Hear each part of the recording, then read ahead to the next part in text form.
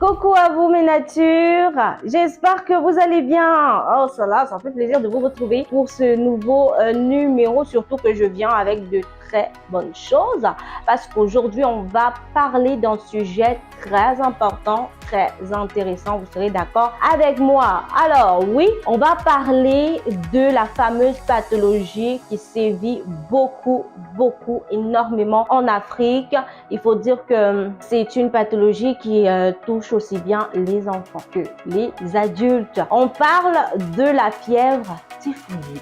Oui, la fameuse fièvre typhoïde. Donc, disons déjà que la fièvre typhoïde, c'est une maladie bactérienne qui se transmet par l'indigestion d'eau et d'aliments contaminés. Donc, on va comme ça faire un tour sur les manifestations, sur les causes, les conséquences ou les complications et bien entendu les moyens de prévention. Donc, installez-vous confortablement et c'est parti pour la découverte de cette pathologie parce que d'aucuns se disent qu'ils maîtrisent la pathologie en question, mais c'est pas toujours le cas. Comment savoir qu'on a la fièvre typhoïde? Comment ça se manifeste? Quels en sont les symptômes? Vous pouvez être avec quelqu'un qui ne se sent pas forcément bien à côté de vous. En connaissant déjà les symptômes et les manifestations, vous pouvez être capable de dire à la personne qu'il faut aller te faire consulter, mais je pense bien que tu as la typhoïde, ainsi.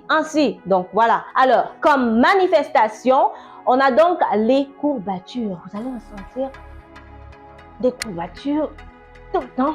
Vous serez un tout petit gêné. Donc, vous aurez des courbatures. Vous aurez également de la diarrhée. Oui, vous aurez de la diarrhée.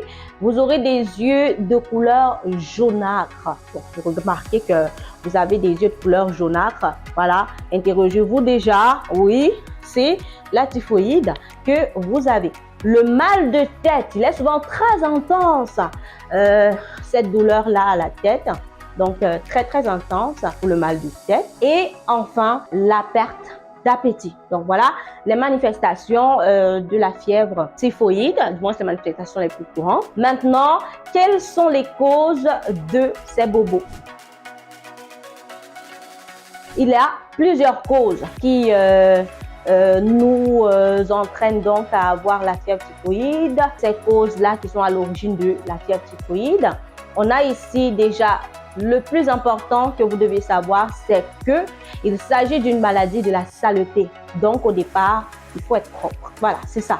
Donc, il s'agit déjà d'une maladie qui est liée à la saleté. Ça, c'est l'une des causes primordiales. Donc, si vous êtes quelqu'un de sale, vous aurez tout le temps, je dis bien, de la typhoïde. Comme deuxième cause, la consommation des fruits et légumes non lavés. Il y a des gens, lorsqu'ils achètent un fruit en route ou en légumes, ils ne cherchent pas forcément à le laver. Parfois même à la maison, quand on rentre avec le produit du marché, on ne cherche pas à le prélaver. Non, on va directement le consommer. C'est un problème. La consommation de fruits et légumes non lavés également cause de la fièvre typhoïde. On a la consommation de l'eau non potable. Rappelez-vous bien, qu'est-ce qu'une eau potable? Très important. Alors, la consommation de l'eau non potable est également à l'origine de la fièvre typhoïde. Alors attention, on a le non-respect des règles d'hygiène. Quand on parle du non-respect des règles d'hygiène, c'est vraiment d'être propre dans son environnement et dans son intérieur. Environnement sale, on parle ici de la maison qui est sale, des accessoires que vous utilisez qui ne sont pas hygiéniques, des milieux insalubres dans lesquels vous trouvez vraiment. Le non-respect des règles d'hygiène est également un gros facteur. Voilà, pour ce qui concerne la fièvre typhoïde. À côté de cela, on a la constipation constante qui est due aux déchets accumulés au niveau du côlon. Voilà, comme cause également la constipation constante qui est due aux déchets accumulés au niveau du côlon. Il peut arriver que lorsque le palu est très élevé, il donne naissance voilà, à une typhoïde. C'est pourquoi dans certains cas, ils vont de pair. Donc, le palu et la typhoïde ne sont jamais loin l'un de l'autre. Alors, attention à vous. Maintenant, encore plus attention parce qu'il y a des conséquences.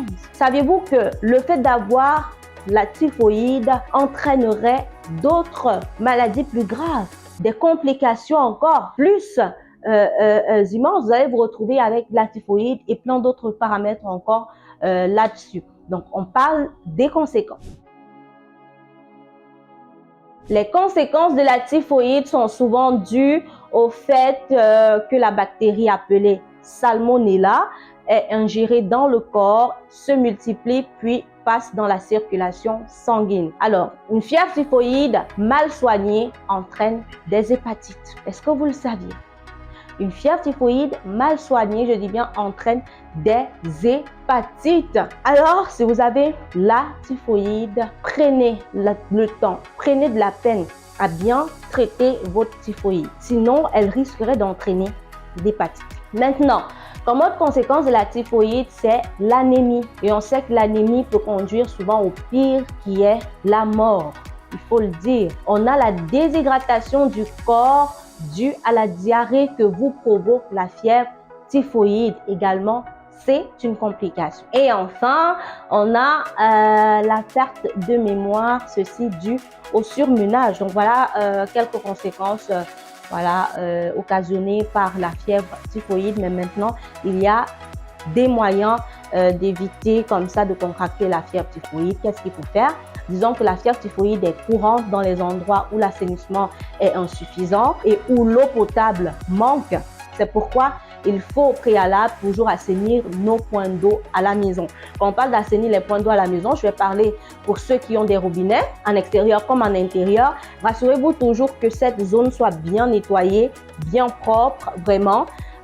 Pour ceux qui ont des puits, des forages et autres, rassurez-vous toujours d'aménager ces puits, de vous assurer de la qualité d'eau que vous utilisez, des différents récipients que vous utilisez en même temps. Vraiment, il faudrait assainir nos points d'eau à la maison, très important. Autre moyen de prévenir, c'est respecter les règles d'hygiène pour ceux qui manipulent la nourriture. Respectons les règles d'hygiène. Lorsque nous manipulons la nourriture, voilà, il faut faire attention à ce que l'on mange et ce que l'on boit également pour éviter de contracter la fièvre typhoïde. Se laver les mains avant et après les repas ainsi qu'aux sorties des toilettes. Ça a l'air drôle quand je le redis comme ça parce que c'est une phrase que beaucoup qui me regardent ont déjà eu à entendre parce que ça se dit depuis la maternelle, je dis bien. Petite section, on en parle, mais c'est vraiment regrettable que à chaque fois, on constate que plus on devient adulte, mais on s'éloigne mais tellement de ces règles d'hygiène basiques. Alors, retenez que en ne prenant pas ces règles au sérieux, vous êtes en train de vous rendre vous-même malade. C'est la fièvre typhoïde que vous aurez. Prenez pour habitude de vous laver les mains avant et après les repas. Là, voilà. Donc, lorsque vous êtes en extérieur, messieurs, pour vous qui urinez un peu de partout dans les rues là, ayez votre substance dans la poche pour pouvoir vous désinfecter les mains. C'est la moindre des choses pour éviter de contracter la fièvre typhoïde. On ne peut plus se plaindre que là où j'étais, il n'y avait pas l'eau. Il y a des substances pour cela.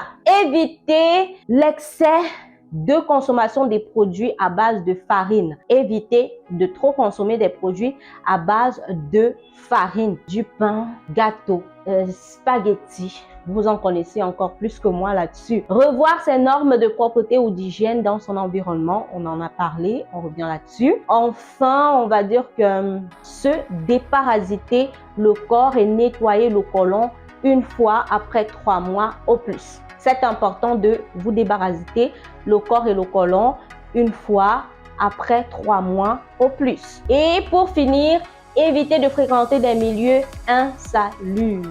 Évitez de fréquenter des milieux insalubres. Vous êtes vous-même maître de vous, de vos choix et encore de votre santé parce que si vous tombez malade, bien sûr, ça retombe uniquement sur votre soin.